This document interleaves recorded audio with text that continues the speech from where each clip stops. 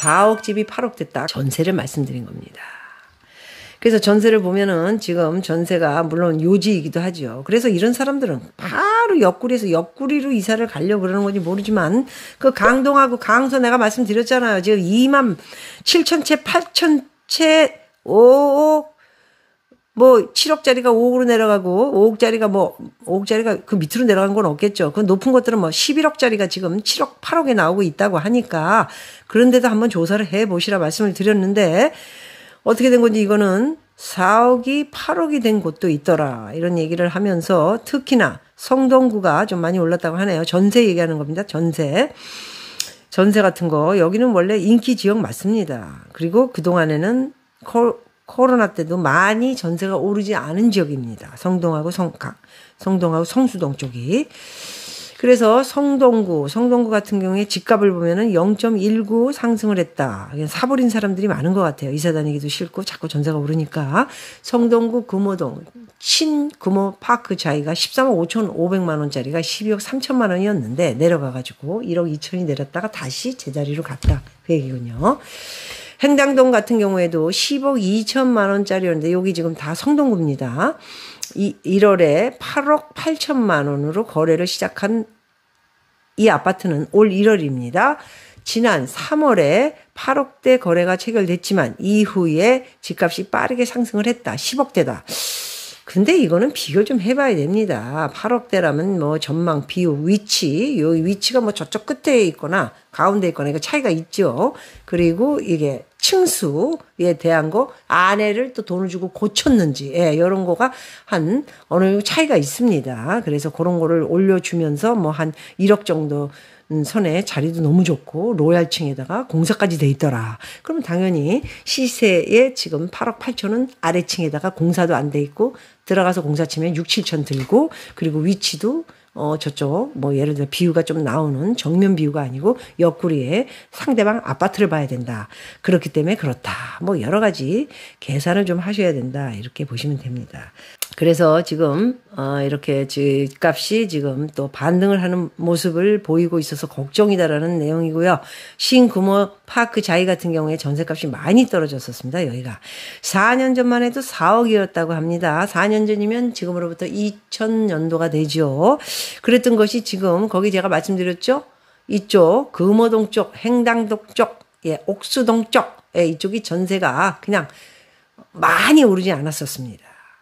그랬다가 지금 최근에 그 많이 오르지 않은 것까지 업어가지고 오르는 것 같습니다. 그래서 4억 원 후반에서 5억 원 초반이었다며. 그런데 계약 만기를 앞두고 같은 집 전세값이 드디어 8억 원에 육박하자 아예 매수를 시도하는 경우가 제법 많아졌다는 얘기죠.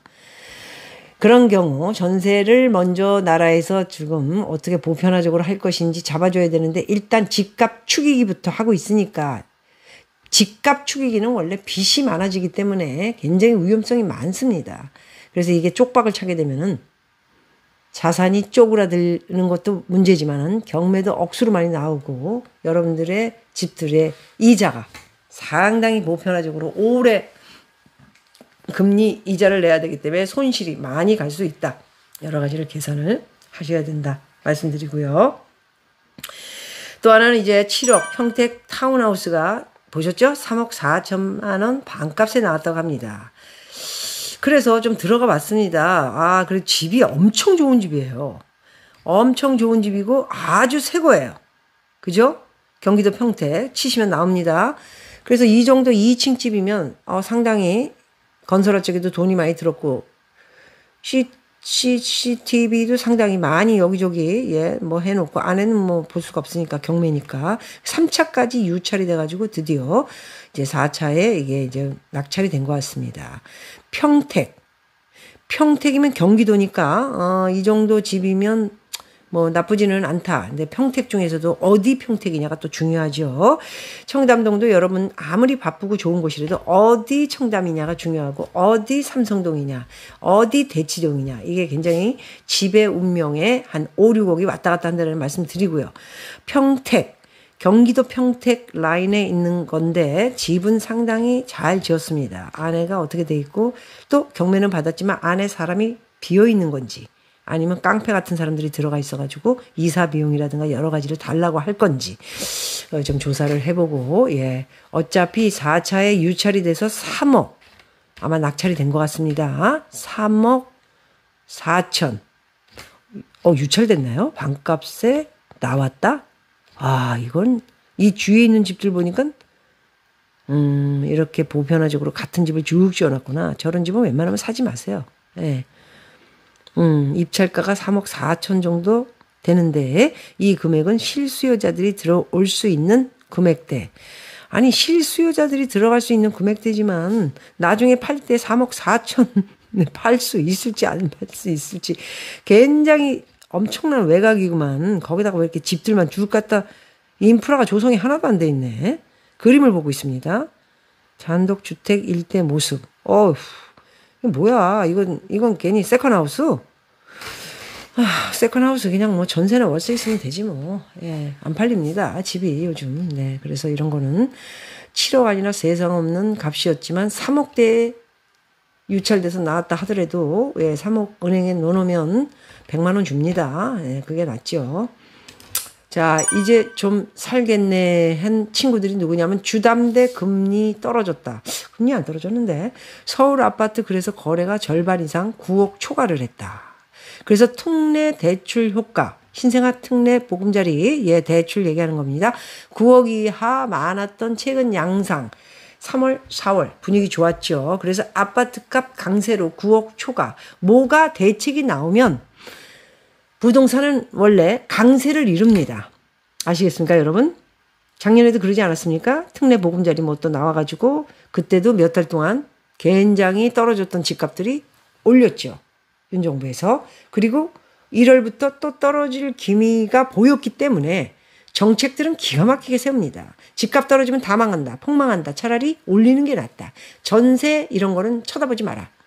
전세가 뭐 더 올라가고 그러는 건 일단 찾아보지 말고 집 가지고 있는 사람 불만을 에워싸야 된다. 이런 거죠. 그래서 특례 대출, 신생아 보금자리 대출 이것으로 인해 9억 초과 거래가 52%가 됐다고 합니다. 자그만치 대출, 아파트 강세로 간 이유 중에 하나가 9억짜리 집들이 거래가 52%가 되면서요. 대출받고 집산 우리 젊은 세대 2030인가요 또?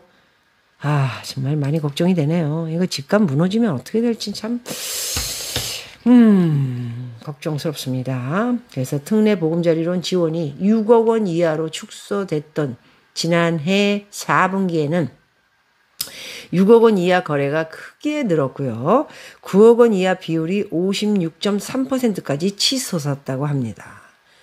그래서 올해 1분기 신생아 특례 대출 출시로 9억 원 이하 거래 비율이 절반이 넘는, 그러니까 집값이 올랐다. 왜 올랐을까요? 51.8%가 바로 새로 집을 신생아 대출, 특례 보금자리 대출을 받고 9억 원 이하 거래 대출이 절반이 넘었던 것입니다. 그래서 이런 것들을 봤을 때 이 무슨 정책이 하나 둘씩 나오기 시작하면 그 정책의 상황에 맞춰서 집값이 튀는, 네, 또 뭐가 잘못되면 또 정책이 또 나오겠죠. 그래서 또 나오면 또 나오고요. 계속해서 또 정책이 집값 떨어지면 안 돼. 또 나와. 그러면 나라의 빚, 개인의 빚 계속해서 올라서 막판엔 어떻게 될 건지 여러분들이 잘 기억하시기 바라겠습니다.